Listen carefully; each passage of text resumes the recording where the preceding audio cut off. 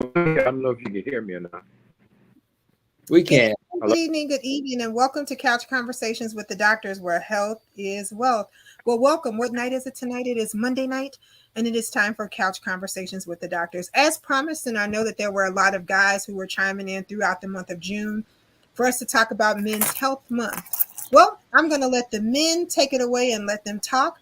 Dr. Miller and Dr. Pete should be joining shortly. I know between the congressman and Dr. Mason that they will do the roundtable discussions so you guys can have a men's health care conversation. Don't forget to read the comments on the side, guys. And if there are any secret comments coming in, I will definitely text them to you. But go ahead and have your men's conversation and have a great evening. Yeah, thanks, Nikki, for the warm handoff.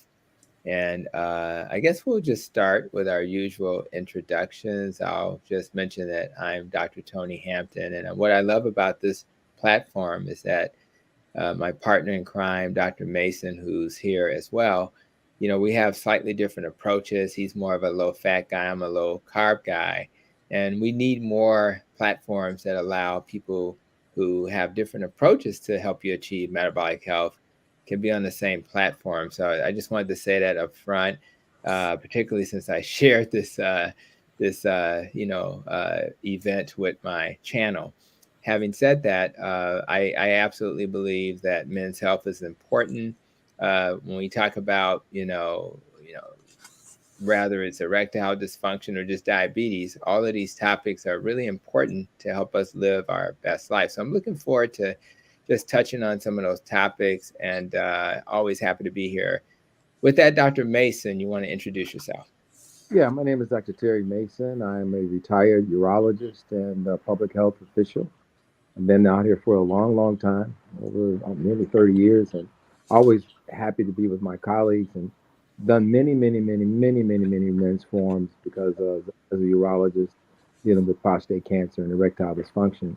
And I'll mention a little bit about erectile dysfunction as we go along because I think that we sometimes miss the opportunity to do some things that we may not know that we should be doing. So I think that we need to understand that, and I'm going to say it right off the top that most of the diseases that we have at their root a dietary cause, and or a major part of the reason why people are sick is eating, and whether or not, and it's really the process stuff. I don't care what it is, but it's the process stuff, the stuff that doesn't resemble anything like this, what the natural source is supposed to be. So we'll have a conversation talking about that. And I'm happy to also share, just as I get ready to go, the National Medical Association, which is the Association of Black Physicians all across the country, is having a meeting, and we're having an important, very important thing. I'll talk about that a little bit more. So thank you for tuning in. Thank you, Dr. Mason. And Nikki, Dr. Miller has allowed us men to run the show today since we're going to touch on men's health topics. So why don't you go ahead and introduce yourself? Yeah, let's see. Hi, I'm Dr. James Miller. I am a retired internist, practiced about 40 years, retired in 2019. Even though I don't practice clinical medicine anymore, I'm still interested in health, and I'm still interested in healing the community and in contributing in whatever way I can to improve healthcare for those people of our community. Excellent. Thank you, sir. And our esteemed leader, I always call him Dr. Danny Davis. Would you like to make any comments before we get started? Well, let me thank you, gentlemen, for being on, especially a Monday night before the 4th of July, when many people are preparing for the 4th of July holiday.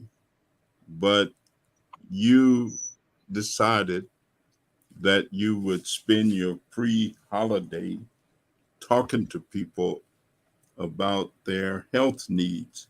And I'll just make a comment. Dr. Mason mentioned erectile dysfunction. And I think that is so appropriate because just as I think you can have dysfunctions in a physical sense in terms of your mind, you can also have a dysfunction in terms of what you think in your social role obligations. And I was thinking that since we say in order to be healthy, you also have to fulfill your social role expectations and obligations. And I know that many men are very upset with the Supreme Court and the decisions that it just made that's going to end up reducing, in a sense, or stymieing the opportunity for African American males and females to enter into the profession as we would hope they'd be able to do. Because if you can't get admission to college or you can't get admission to medical school or to a university because some of the help that had been generated for you is being taken away, I mean, that's going to cause some anxiety and some frustration and probably produce some mental health needs that may not have existed in the same way. So all of this continues to be perplexing, but it also continues to have a way out in terms of having faith. I was with a 10-year-old boy on Sunday. Joe Harrington was also there, and it was actually at Joe Harrington's church. And for those who don't think so, Joe does go to church. And it was Joe Harrington's church. And this young fella's 10 years old, bright as a light, as desirable as one could be, but participating in the ceremony that was taking place, that takes place. And I said to myself, now here's a young man who, if given the right environment, opportunities, I'm sure that he will do something significant, like maybe become a physician or become a politician, president of the United States, governor of the state of Illinois. But if he's denied the opportunity to get into some of the best schools, that may take away from his potential for doing that. So thank you, gentlemen, for, pre 4th of July conversation relative to men. And if you're going to be a man, you got to stand for something. You got to stand up. Jerry Butler used to sing this song. Said, when I became a man, my mama called me to her side. And she said, Jerry, you're growing up now. And pretty soon you're going to take a bride. But before you take a hand, there's some things you better understand. You got to be a strong man. So, in the words of Jerry Butler, be a man. All right. I love that. Thank you, Congressman, and my esteemed panel members for an opportunity to just be here tonight. And again, we want to say the same thanks to the people who are going to enjoy this live stream, because there is sacrifice when you're doing things before the holidays. A lot of prep, a lot of running around. I do want to, so I'll kind of allow you to kind of talk a little bit about erectile dysfunction, Dr. Mason. But before we do that, and I'll absolutely add my comments, and Dr. Miller the same, Shante Antonio Brown had a quick question. I'll just kind of see if we can address this quickly. Good evening. What are the pros and cons of Victoza?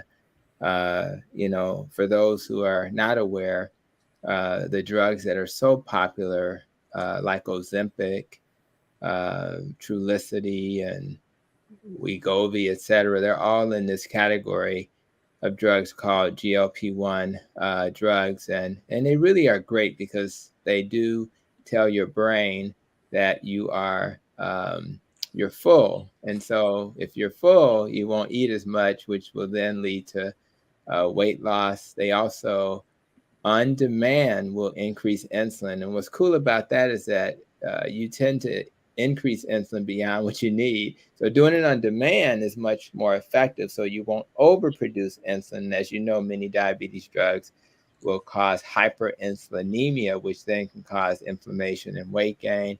And the other thing that you think about with that drug is it delays gastric emptying, and obviously if things are going through your GI system at a pace that's slower, it's going to make you full as well. So it's a really great drug. So I think from the pros perspective, it's a great drug to assist people who need what I call bridge therapy. They have appetite issues. They're struggling with doing dietary changes that are being recommended. And so for those people who struggle with their appetite, this is a great drug. Since I'm a low carb doc, I know that low carb will suppress your appetite as well. So I try to get my patients to do the diet first, and if they struggle, to consider something like Victoza. All the GLP-1s can increase your risk for pancreatitis. So I tell people who have had that problem, don't do it. They all have shown in mice studies that they can increase the risk for thyroid tumors, but that has not been shown, I don't think, in human studies. They can definitely cause GI upset, nausea, vomiting, abdominal pain. So those are the negatives.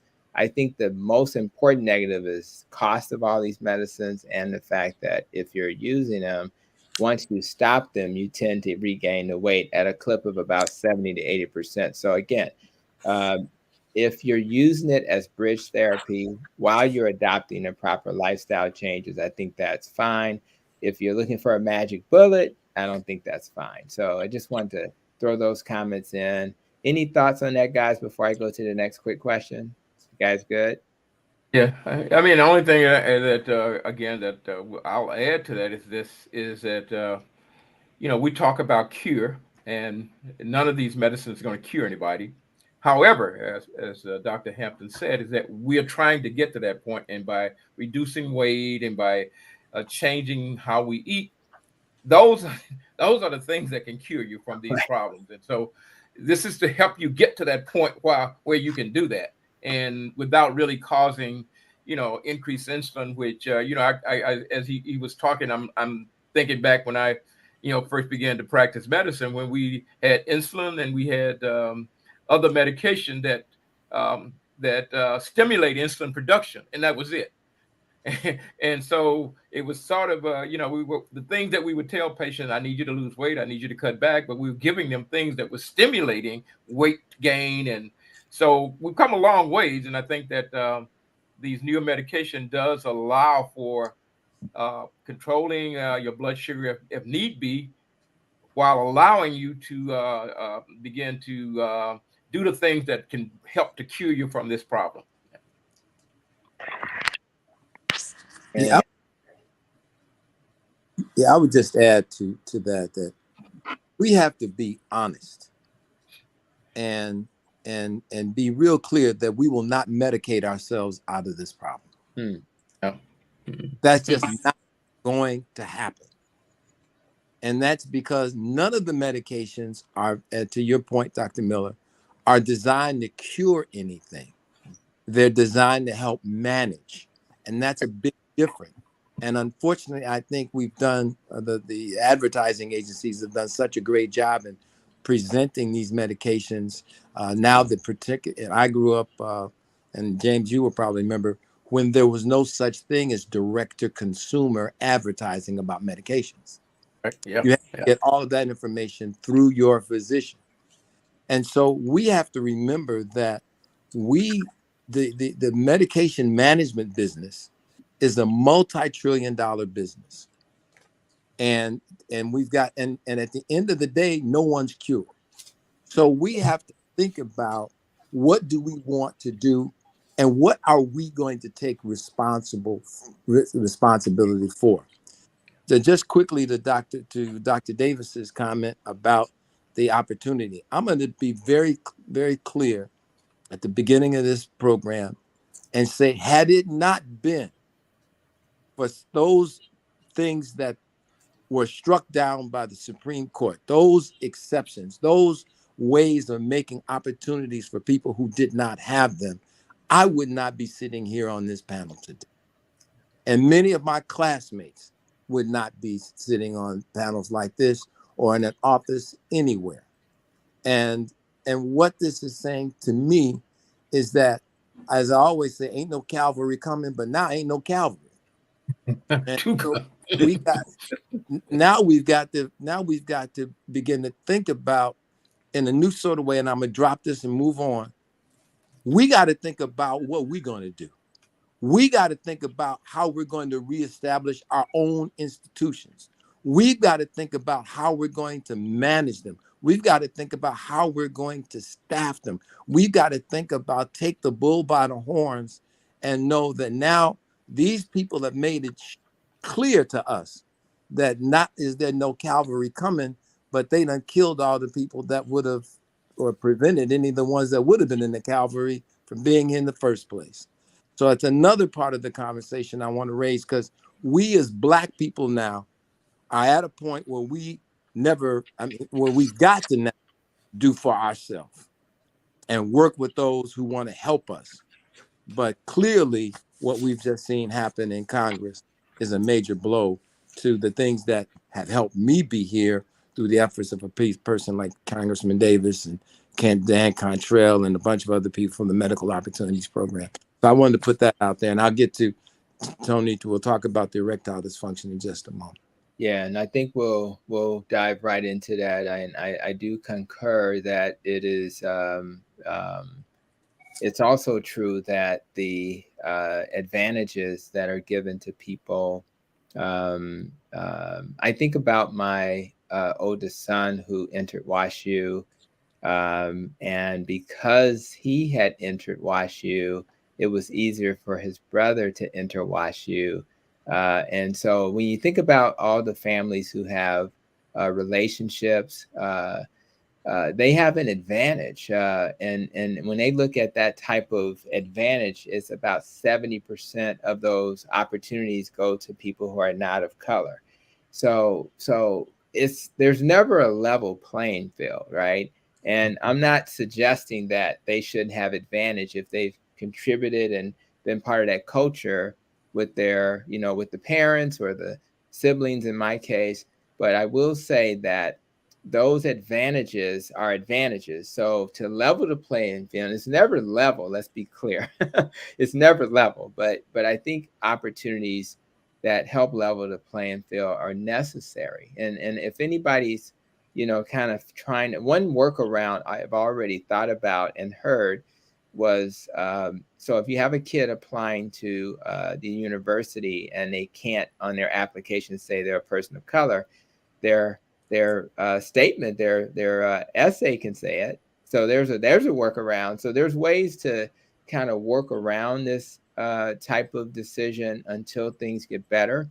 But I've seen the advantages of diversity, whether it's at work, at school, et cetera. So hopefully we can move away from what they're trying to do back to what probably should be the standard, which is what the previous standard was. So let's talk about, this is the day before the 4th of July.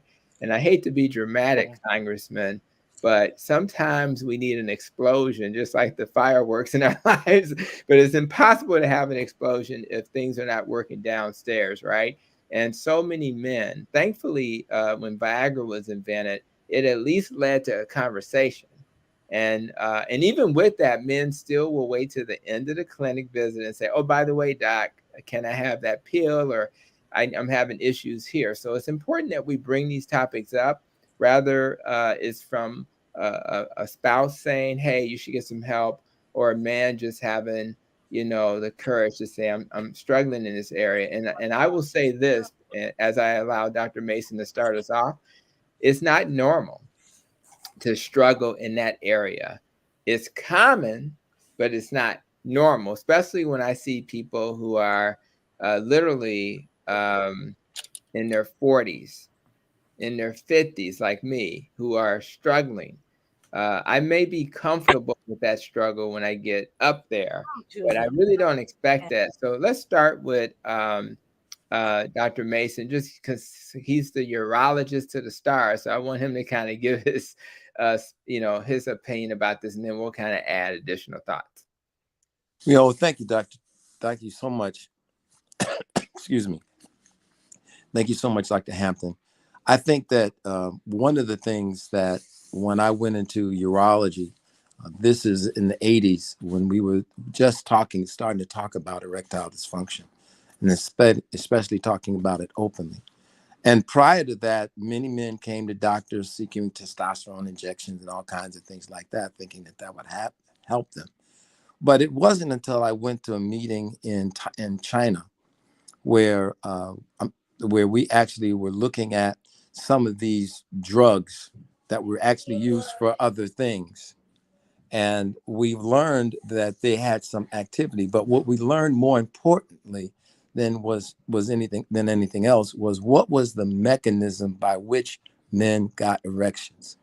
And we then understood that this was a blood flow issue. And the problem was that the blood has to be trapped in the two chambers of the penis that we call the corpora cavernosa.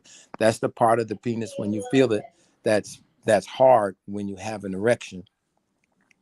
That blood has to be trapped in there. And it's no accident that when you do have an erection that your penis actually pulses coincident with your heartbeat. And that's the pressure that's being held there. Now, the problem was that there was something that was causing that blood to come out of the penis prematurely, therefore making the penis soft again. And so the drugs they started with these different drugs. But what we learned is that the thing that was making this happen was a gas called nitric oxide. And there were some certain cells in the penis that were responsible for helping this to be available and then keeping it around to help us have an erection. And so that was the first wave of those drugs, were just drugs that had that blocked that enzyme, that chemical, to make that go away so we could keep our erections longer. But what we did learn as I was involved with this, along with the ABC, which is Association of Black Cardiologists, and at the National Medical Association, we had a meeting bringing a lot of the urologists and internists, cardiologists, diabetologists all together to look at this problem. And to make a very long story short, what we found is that the reason why we saw this in diabetics, the reason why we saw this in other disease states, was because these particular diseases damaged those cells that created the substances that needed to be around for the blood to flow and be trapped in the penis in order to get and maintain an erection. Men were really frustrated because many have been told, well, it's all in your head. Well, that wasn't true. And they've been told other sorts of things or been given other things. So what we did find out is that men that had erectile dysfunction, in addition, were men that needed to be screened for diabetes, needed to be screened for elevated cholesterol, needed to be screened for a number of these things because they all worked together to create this problem. Not every man had every disease, but every man did have some form of it. And we began to work with the Association of Black Cardiologists and other people to at least make sure that African-American men were coming in and getting properly screened for everything else in addition to this. And I even diagnosed many, many, many men that I sent onto cardiology and what have you with advanced other diseases. And I'll stop by saying that erectile dysfunction was a vascular disease, and it's the same vascular disease that caused heart attacks, with the blockages in the blood flow of the heart, cause strokes with the blockages in the blood flow in the brain, that cause peripheral vascular disease with the blood vessels that were blocked, that cause difficulty circulation to different parts of the body. And I'm sure my internal medicine colleagues will comment on the role that diseases like diabetes played in these inflammatory situations, causing these particular problems. So I think, Anthony, Tony, I'll stop right there because I think that's a reasonable overview, and we can expound on this.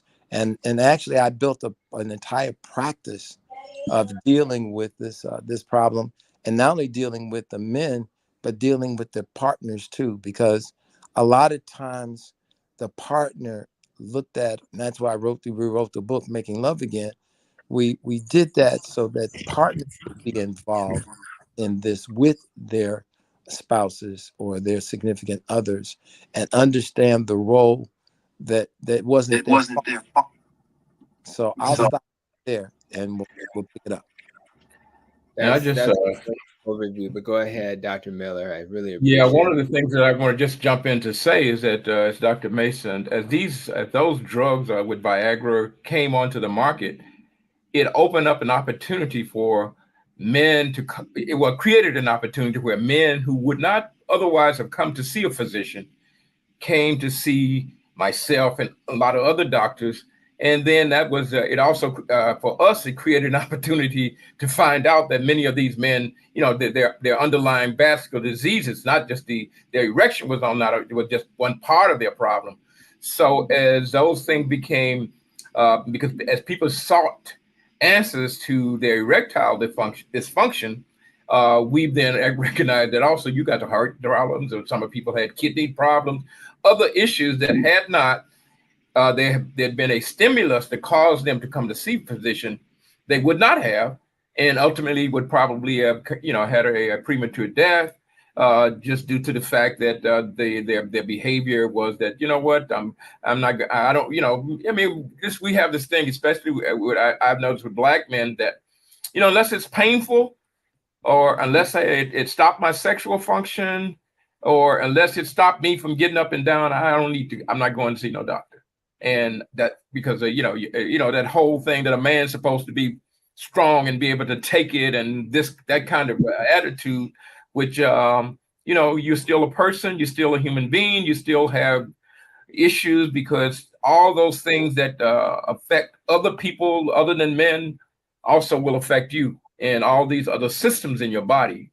So that was an opportunity that I think it probably continued, that because now men feel that, okay, I can go and I can possibly get some help, and they sought help for that problem, but then it was an avenue to take a look and see what else was going on within their system.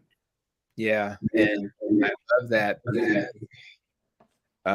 That canary in the coal mine is sometimes your erectile dysfunction. Is definitely, as Dr. Mason has said many times before, a warning sign. Many of us in Chicago have been to the Museum of Science and Industry, and the canary in the coal mine would make a lot of noise when the oxygen level wasn't more, so this is really your body screaming, there's a Houston, we have a problem.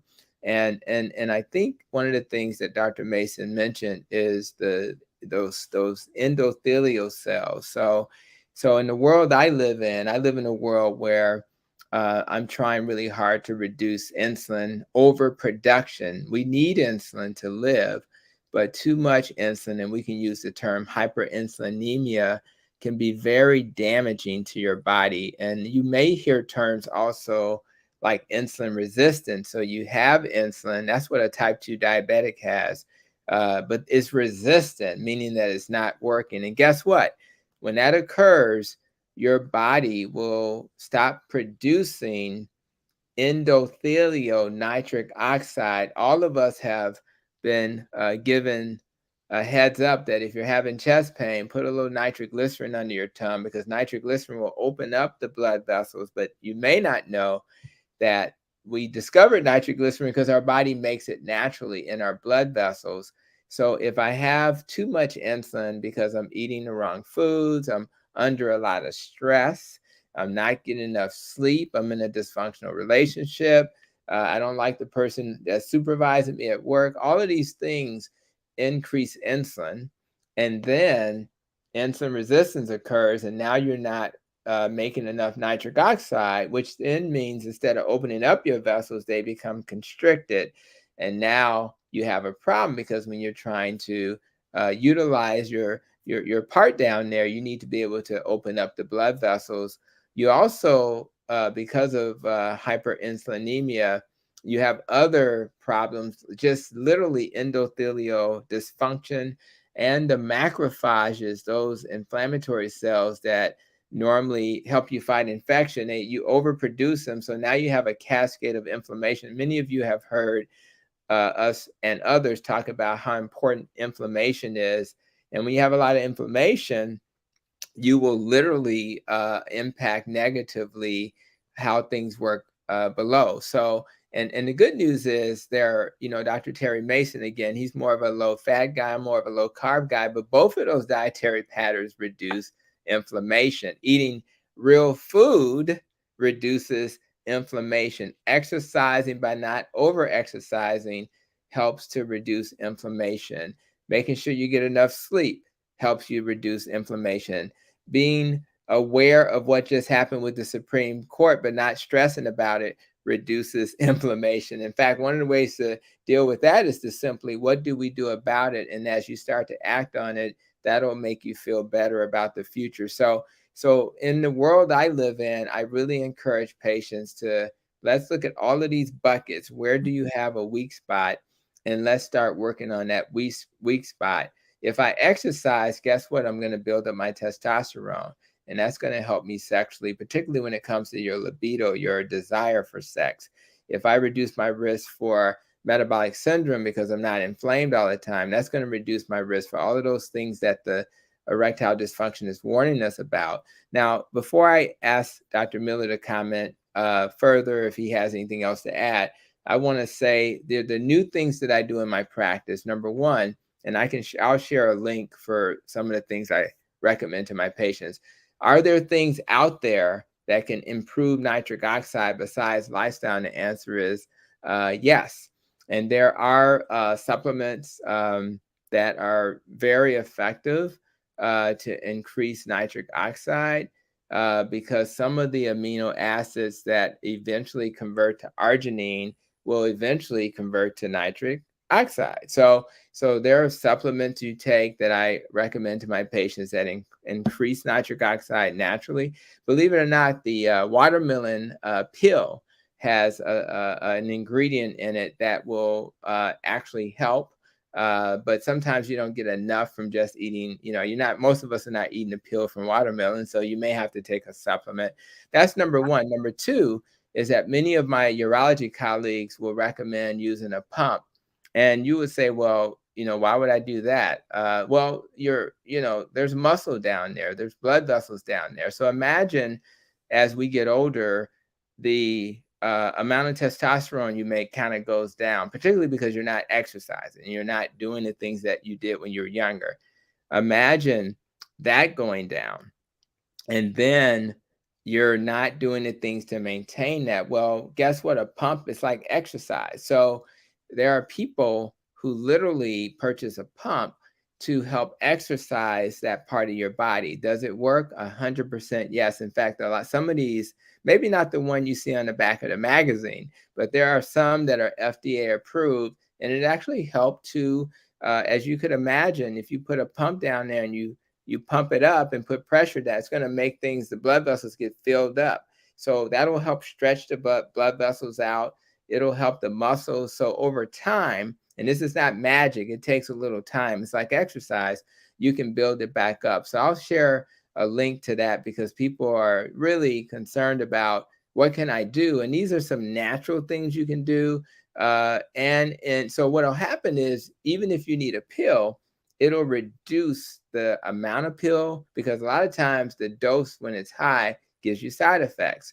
So it's just another way to approach it. There's supplements you can take.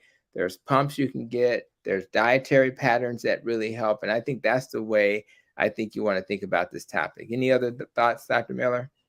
Yeah, one of the things that was mentioned is that when a man has an issue with erectile dysfunction, it's a warning that there's something going awry, something isn't working properly.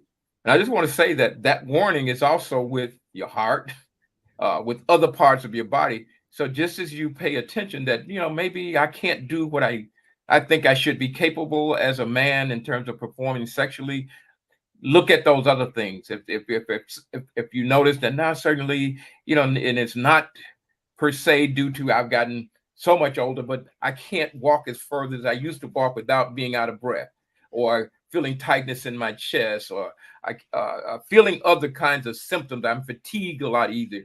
These are warning signs that your body is telling you that there's something awry going on, that there's some dysfunction going on, and that you need to listen to these things, listen to your body, because it tells you, it gives you signs early before it stops you from functioning or stop you from doing something that you normally would do, and that thing that you feel that you should be capable of. But it begins to give you these little signals, and if you pay attention to those things, and not that you're going to necessarily diagnose what's wrong with you yourself, but it's tell you, I need to get this checked out.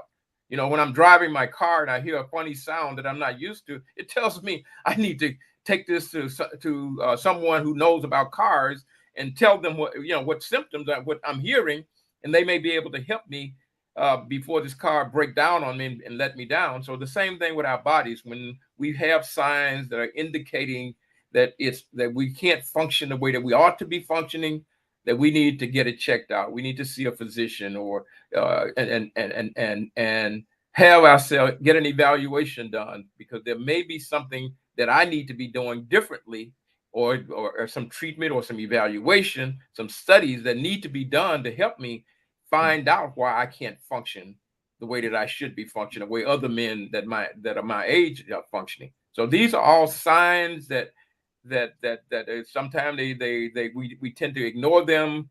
A little tightness in the chest. If it goes away, we tend to, okay, well, that's just probably gas. And so, but don't let us not, especially as men, we tend to, I think, more so than women. Women seem to be, my experience, that women seem to be more in tune with their bodies, and they tend to pay attention to those little soft signs a lot sooner than men. Men tend to ignore them, thinking that they're going to go away, or that they don't have any significance.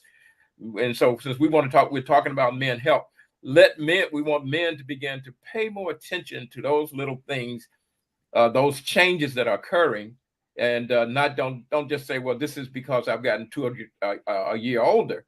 Maybe, but it may not be. And the fact that you've gotten older, it just simply means that maybe the things that are going on has also gotten a little bit worse, and that now you really do need to have an intervention. You need to have something done, because otherwise the problem is going to cause an even bigger issue in your life and in your health if you don't address it.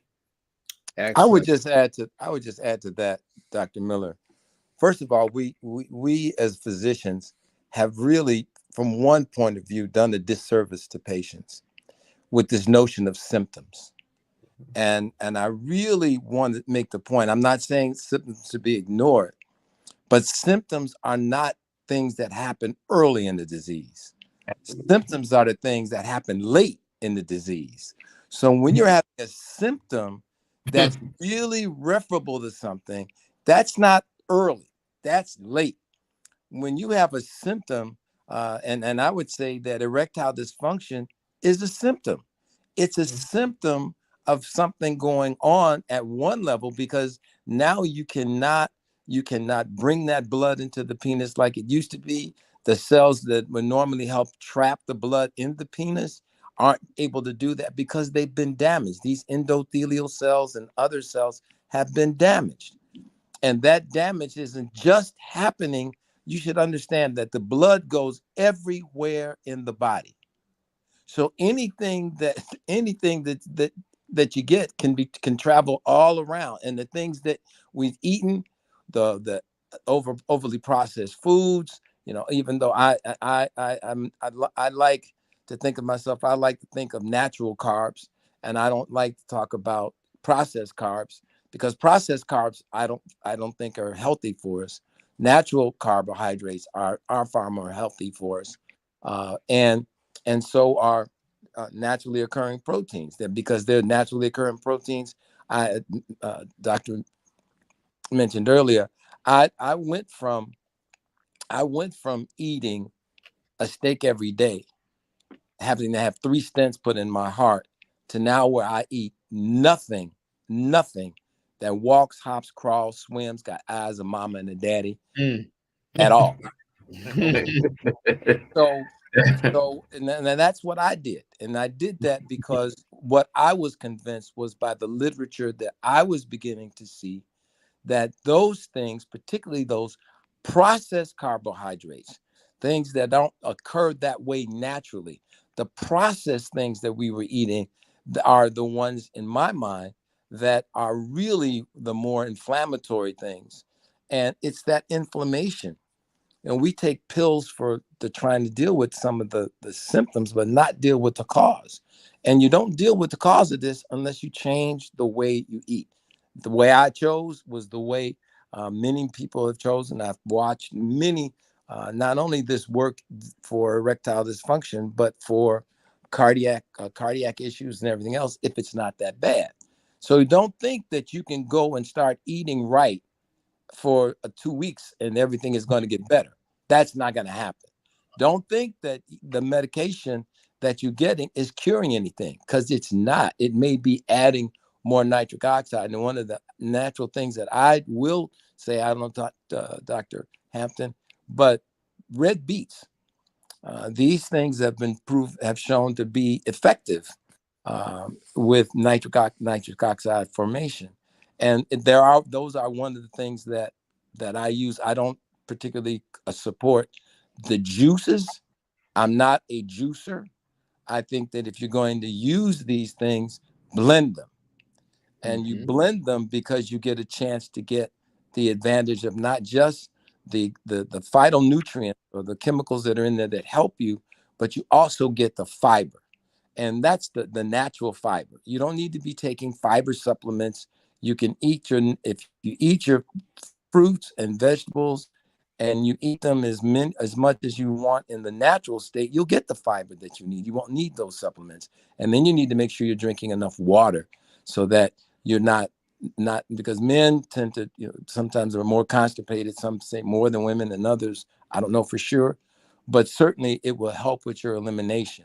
And it'll also help you deal with some of these other problems that are happening in your blood vessels at a micro level, and help actually begin to reverse some of these things if we stop slaughtering them by putting the foods in our bodies that keeps damaging them.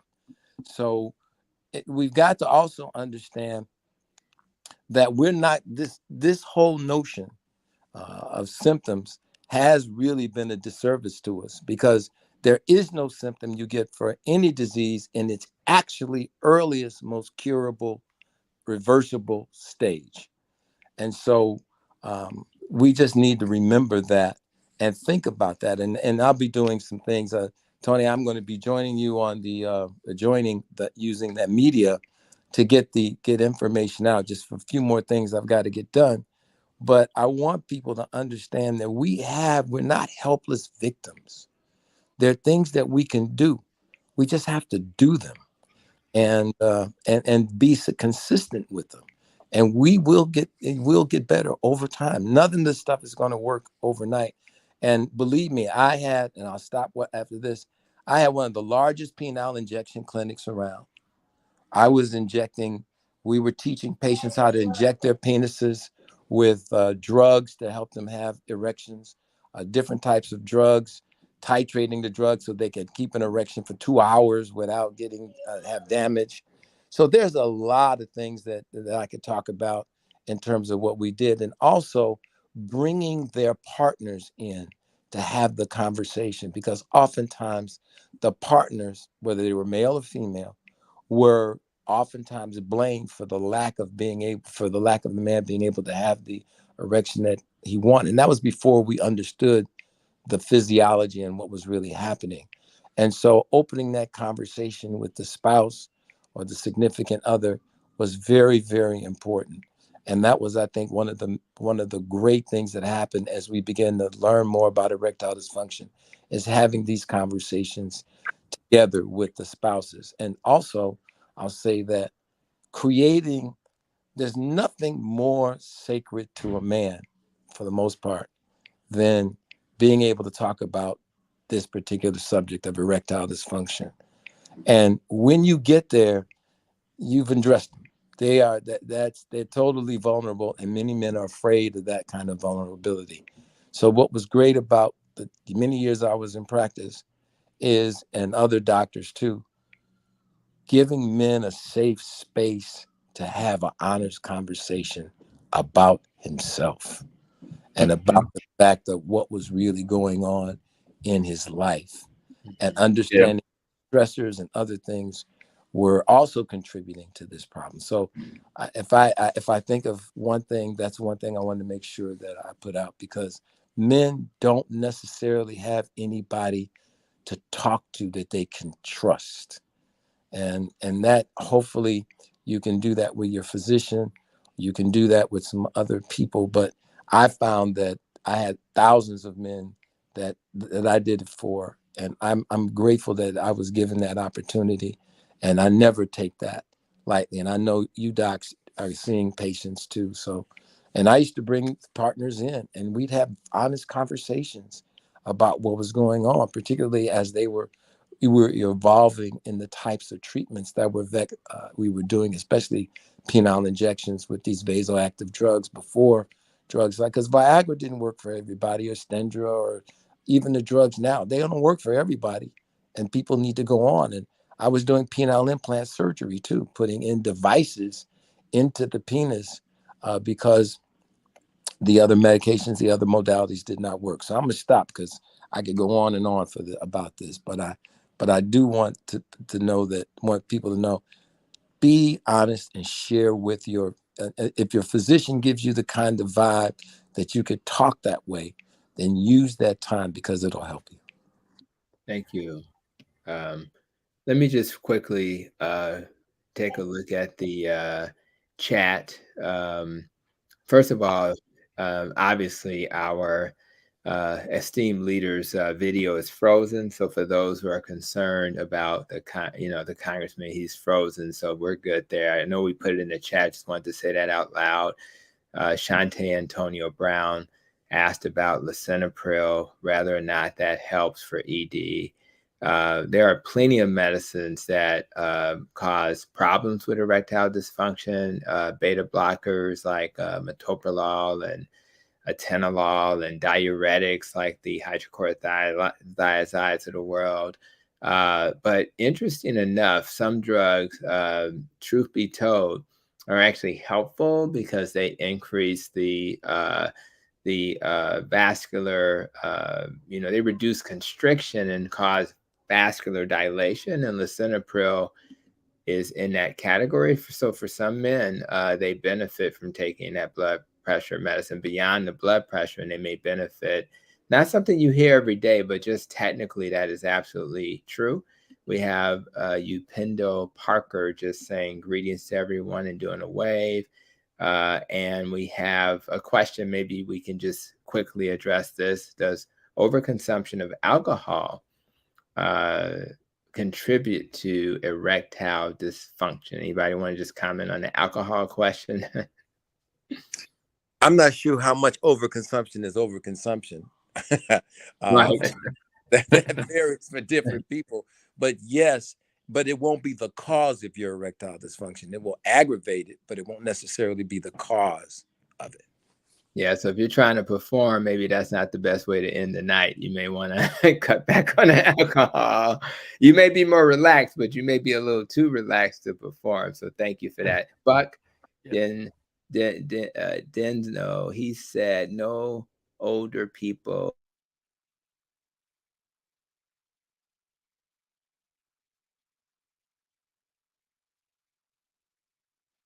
Tony, you're frozen.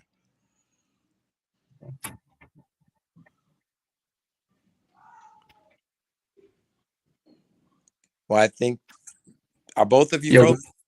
No, yeah, I'm not frozen yet. Well, yeah, Nikki, you okay? Yeah, one of the things I like to just sort of jump in and Yeah. sort of introduce into this conversation.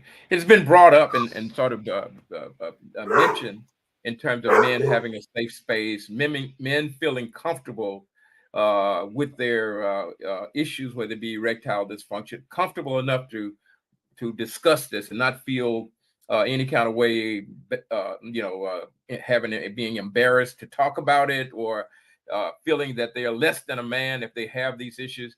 So I think that that we need to be able to create an environment where men understand that, hey, just like any other problem, if you have a high blood pressure, you having a headache, you're not uncomfortable to talk about that, and this is another problem. So we want to be able to make certain that men um, find that person they feel comfortable with, and also that we make these issues understood, that people can understand them well enough to understand that this has nothing to do with how strong, how weak, or how much a man or how less of a man that you are. Has nothing at all to do with those things. It has to do with that you have some disease, a diseased vascular system. And that is really the cause. I mean, it's no more, it's no worse than a man that has a heart attack because he has diseased vessels in his heart.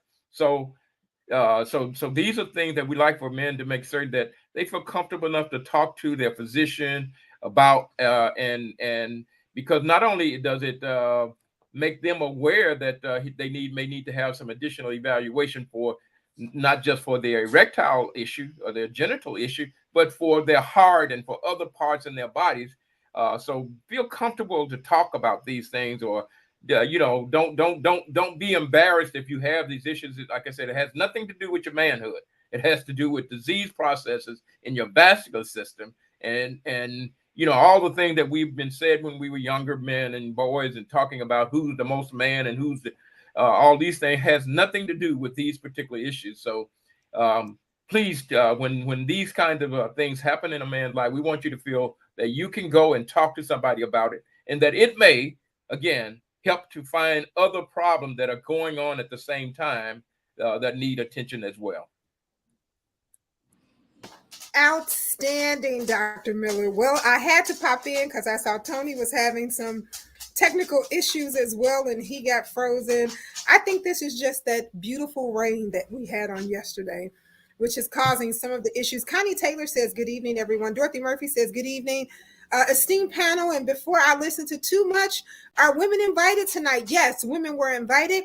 But I just kind of got off and did some of the tech behind because I wanted the men to have the opportunity to have this robust conversation. Well, Taylor Janice says, this really angers me. Why are minorities feared? Shaking my head. I kind of missed what that comment could have been in reference to. But yeah, thank you for sharing, Taylor Janice. Thank you so much. Sister Bonnie is here and she says, good evening to everyone. There are some comments here where we were kind of explaining to everyone that we were having some tech issues going on. I see Pastor Parker is here and he says, greetings to everyone just as well. Ophelia says, does it, well, we talked about the consumption of the alcohol, and I believe Dr. Tony was reading Buck's comments when he got frozen, and that was, do older people who feel well and who are healthy need to look into hormone replacement? You may have covered it already. Just No, joined, just say real wondering for men or women. yes, yes. I mean, one of the things I learned about functional medicine is we're all like not optimal, and there's ways to test for whether or not we are. Literally at the age of 30, you start reducing your testosterone. And again, that's more of a libido issue as opposed to an erection issue, but that's critical. So yes, I mean, why not get a feel for your level? So I think it's important that periodically you work with your clinician, and if necessary, a functional medicine clinician, to look at your numbers. And because you can't fix your car if you don't attach it to the machine to see if there's something not working. And then you can have an incentive to start working on those things. And just because most people reduce their testosterone starting at 30 doesn't mean that you can't slow that process down. So I would say yes, even if you're healthy, maybe you can be healthier or feel better than you ever imagined by simply checking those numbers. Outstanding, and thank you so much. Sorry for that, yarn. Audrey J. Cox is here, and she says, good evening to everyone. Nellie Purnell King is here. She says, good evening to everyone. Buck says, thank you for that answer that you have. Yes, I am squinting because I left my glasses in the car. You guys pay a lot of attention, and I love it. I love it so much. There was a comment here. I think the gentleman's name was Craig. I can't see it yet, but I know that he was asking a question in reference to a medication of 25 milligrams helping out with some premature ejaculations, or what was the side effects? I believe that was his question. Tony, if you can find it, can you read it? Because for some odd reason, I can't scroll back. My screen has frozen, so I can't move a little bit. So if you can grab that. That's exactly what it was. It's basically just asking, is there any major side effects? And yes, these serotonin drugs can help with premature ejaculation, whether it's sertraline or the others. Now, having said that, most of these medicines in that category can increase weight gain, believe it or not. And some people just feel weird on them, but for the most part, they're well tolerated as long as the dose is not too high. So it's definitely worth giving it a try. I think that there are other ways to approach premature ejaculation that deal with, and Dr. Mason, please add, but there are probably some things you can do, some habits, kind of thinking you're there and you just kind of pause, things like that, that you can literally be taught how to do. They have people who specialize in sexual health, literally physical therapists who can work with you so that you won't necessarily have to depend on a pill. So it's something you can train your body to do better at. And I've seen people be successful with that approach. Outstanding, outstanding. Well, Dog2X says, I have been a carnivore for 7 months, A1C3 from 7 to 4.9, lost 44 pounds, all hormones and scans say that I have low vascular fat. I'm so confused and scared to eat meat again. But he also shared that, why did he get diverticulitis? And he is 100% a carnivore. Please answer. I'll just start off by saying inflammation is probably why you got diverticulitis. You are doing a dietary pattern similar to mine.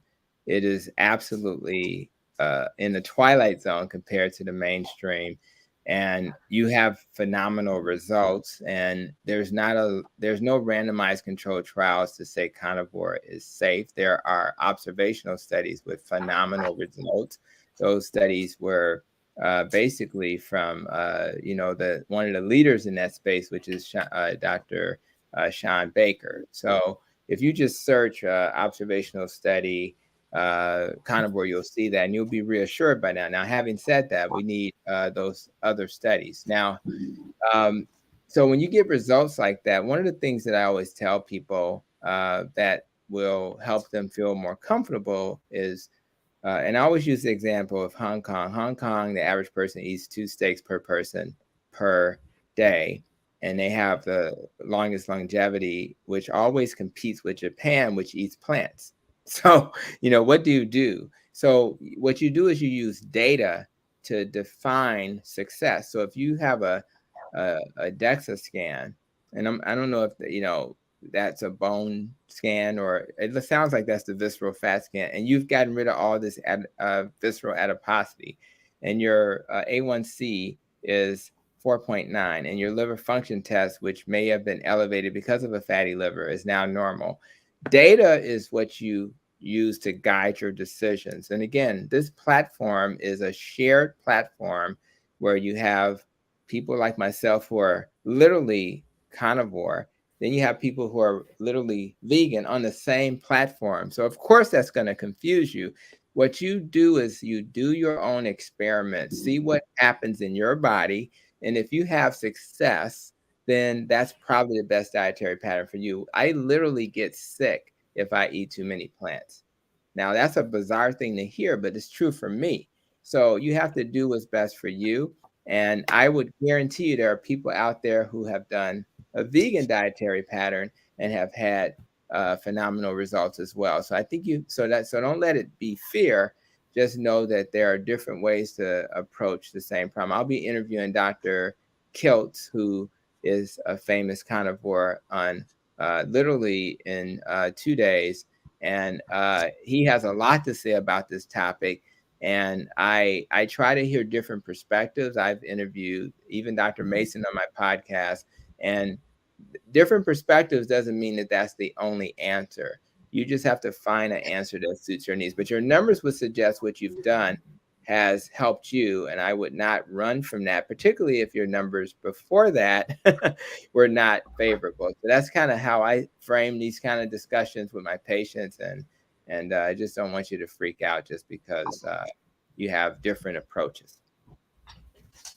Well, outstanding. One thing our last question of the evening is a question we've gotten this multiple times over the last week, and the question is the air quality that we have dealt with in the last 2 weeks. What has it done to our body or our lungs? So if we can all just kind of chime in on that, that would be our last question of the evening.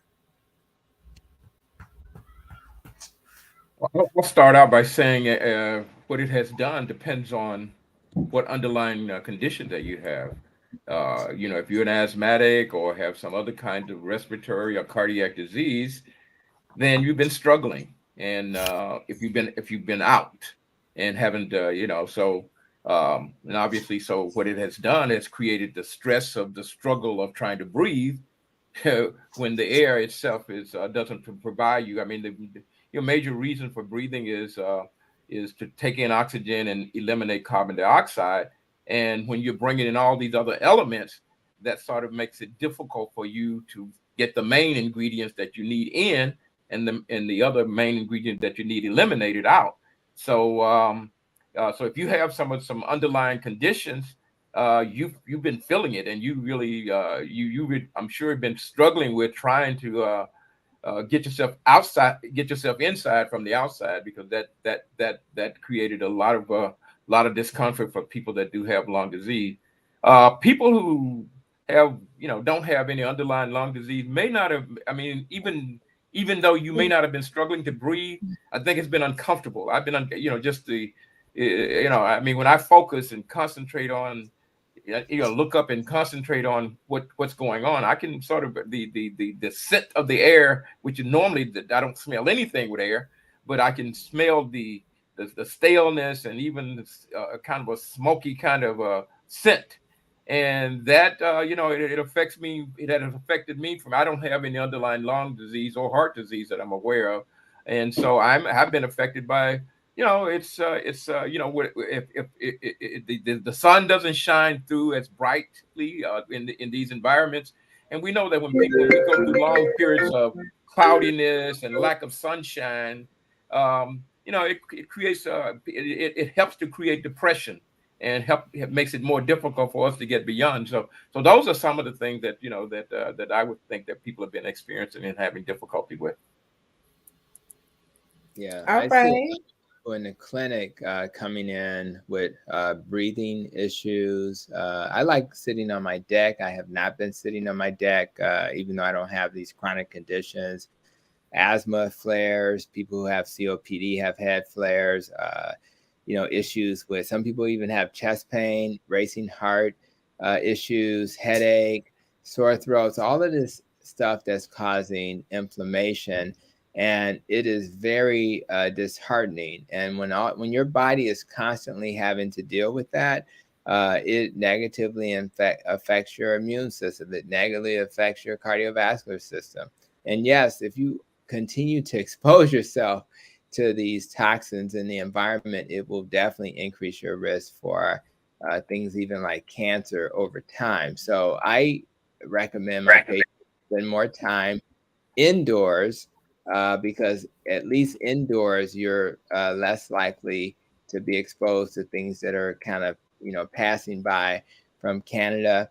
If you are blessed to have the resources to have an air filter, I absolutely suggest this is a good time to go ahead and deal with that. On days when things are really crazy, you may want to again stay inside. It's very, this is the time of the year we've been waiting for, and yet now we're facing not being able to get out and do the things we enjoy. So it's very frustrating, but again, it's just one of those things that occur. But I doubt that this is gonna continue to be an issue. I think things will settle down, but just don't overexpose yourself to the outdoors. I just want to say something really quick, and that is the high efficiency particle filters have helped. That's what I have done because I do have asthma, and I did want to take the appropriate precaution as best I could. But we need to know that this is not a one-off. This situation that we just dealt with is not going to disappear. These problems, and there's a whole lot of things about the environment people have been sort of playing down, but we are going to have more of these problems.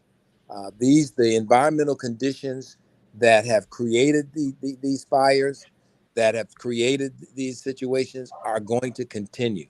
So I would say just be ready, and don't think that it's over, because you'll probably see this again before you know. Well, Nellie Pernell King asked, how about your skin and eyes? And will it affect your skin and your eyes? Yes. All environmental toxic substances and these are very, very small particulate things that can get on your skin. And if it rests on your skin, obviously your eyes are mucous membranes that can directly end up in your bloodstream. They absolutely will negatively impact your health. So again, that's why use some caution. And that's why it's also important to have the healthiest body possible. Imagine entering a pandemic or a air pollution situation with a healthier body versus a body that's going to struggle. So as Dr. Mason has echoed, you're going to always be faced with these challenges. And that's why you creating a body that can fight those challenges and face them head on is the best defense. And if you do that and not rely on lotions and potions and pills and things like that, your body is amazing, and it can actually protect you in ways that you probably haven't even thought of. One other thing I'll just add to that is that, just an observation that I made is that being out, I noticed that I do feel a discomfort if I'm out a significant amount of time. It feels the irritation in my eyes. I see a little bit more redness in my eyes than I normally would be seeing. So these kinds of toxins they're irritants, and so they do irritate your eyes, and as they irritate maybe your nasal passage, so you'll tend to find that you have a little bit more draining from the nose and sneezing and that kind of thing as well. Absolutely. I'm an asthmatic like Dr. Mason, so I have been back in my mask even more. And even before they even stated, the air quality was bad, I could smell it. And I wash my face more. It tells you back to washing your hands more, even though I really never stopped, because I think I got a little OCD. And I think I've always had it. So it wasn't just COVID that caused it. So just washing everything a little bit more. But yes, we would suggest that if you do have any type of longer respiratory issues or any additional comorbidities that may be an issue with this, please just go back in your mask. Just put your mask back on. It has been thick. That's what I call it. It's thick breathing. It's labored breathing. So it has been a little thick. Well, I know you guys hate to hear us say this, but it's our time. It is our time. I know you guys hate it. I want you guys to have a fantastic 4th of July on tomorrow. Just want to remind you of the Congressman's great agriculture event coming up, along with the Honorable Clerk Dorothy Brown, Dr. Miller, and the Urban Transformation, the Climate Agricultural Event. We will have great farmers markets out there, and everything will be free and open to the public. So bring your baskets and your shopping bags so you can take home great produce and fruit and things of that sort, and stop by our healthcare tent so you can get great information, and we'll have tons of resources out there. Remember, we are starting the day with a walkathon, and there's going to be a bikeathon, so there's great activities going on, fun for the family. So we want to invite you guys out to the United Center in Lot K. So we will be in Lot K in the parking lot of the United Center on Saturday, starting bright and early in the morning, about 7:30, 8 o'clock, up until about 4 or 5. So come and join us at that time. As we always do, we're going to go around the floor and say your until next Monday. So, Dr. Miller, your until next Monday. Yeah, I think we've had a good conversation again about men health and some of the conditions that men suffers and just an approach to it. And but I think that my until next Monday is to address men and say, hey, let us begin to pay more attention to ourselves and our health. Let us, when I say pay attention, I mean, even if you feel good, you when you buy a car, they tell you that you have a schedule. I need to have regular evaluation and maintenance. Your body needs regular evaluation and possible maintenance. You're not going to know if you have high blood pressure. Nobody checks your blood pressure. You don't know that you got it. It's a silent disease. So yeah, don't just because you're feeling good, don't refuse to have yourself evaluated. So for everybody there, but men particularly seem to be very having a difficult time with these kinds of issues. But for everybody, regardless of what the situation is, make certain that you get your regular evaluation and your maintenance. All right, Dr. Mason, you said walk around the car and kick the tires a few times. I got you. And that's what we're going to be doing. Dr. Hampton, you're until next Monday. I love that analogy. I love it. Yeah, you better know it. I just want to reassure men that you're not alone. I think that most men think that their sexual health is important to them. Unfortunately, and I think because of insulin resistance and metabolic disease, there's a rise in the number of men who suffer from erectile dysfunction, and it starts as young as 40. And so I think it's important that you understand that probably 40 to 50% of men over 60 have some level of erectile dysfunction. And when you start getting over 70, as much as 70%, that's easy to remember, are affected. So I think the key is to know there's help out there. We talked a little bit about supplements you can take. We talked about the importance of lifestyle, whether it's sleep, stress, eating the right food that's not inflammatory. I talked about pumps and things like that. I'll probably share a link on my YouTube channel for a pump that may be helpful. But there's answers out there, and there are many men who are enjoying their sexual health. And we know that a lot of our who we are, how we define ourselves, is impacted by our sexual health. It's just the reality for most men. So I just want to encourage men to not, live in the shadows and not get help. It's okay to get help.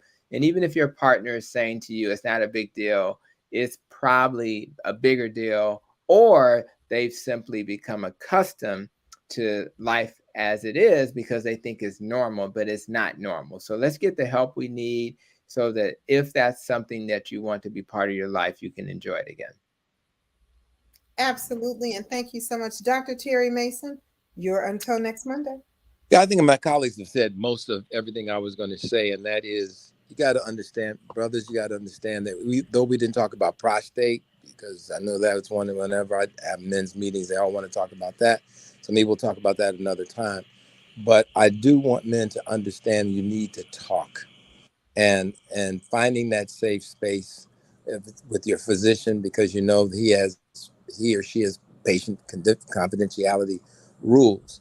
So if that's a space, that was a very safe space that when I was in practice, that a lot of the patients use. So don't be afraid to do that, and know that there's a lot more out there, and you're bigger than you're far more important than your urogenital system. Men still have heart attacks and strokes and all the other things, and we want to make sure that you're healthy completely. And we also have mental issues. That doesn't mean we need to be locked up, but it does mean, or on medication, but it does mean sometimes that there are some stressors that you may need some professional help with dealing with. and really take care of yourself, brothers. Please take care of yourself, because this ain't life is not a dress rehearsal. This is it. So Yeah. that's All right, outstanding. I know the congressman is his screen is frozen, but that doesn't mean that he can't hear us or we can't hear him. So, as always, I'm going to ask the congressman to take us home. Hopefully, he can hear us. Yeah, I can And hear you. oh, good. As a matter of fact, I never knew before that you could eat watermelon peels and that could be a treatment for sexual dysfunction. I thought I heard some about some watermelon peels as different kind of treatment. But this is much better than standing around a smoky barbecue pit or something trying to get ready for tomorrow. So let me thank all of us for our input and for a very stimulating discussion. I know that men, in particular, lots of men, have probably benefited from the information. And, even those of us who studied clinical psychology um, often talked about this issue and this problem. And this was often a part of the curriculum and part of the discussions. And so to bring things out into the open as much as possible and as much as you can get it out, um, I think is worth its weight in gold. So I want to thank all of us for a stimulating discussion. Trust that you have as much corn on the cob and, you know, string beans and vegetables as you can get a hold to. And I guess if you wanted to have yourself a nice cold drink of ice water, that would be beneficial as well. So just have a wonderful 4th of July. And thank you so much. We look forward to seeing you next week.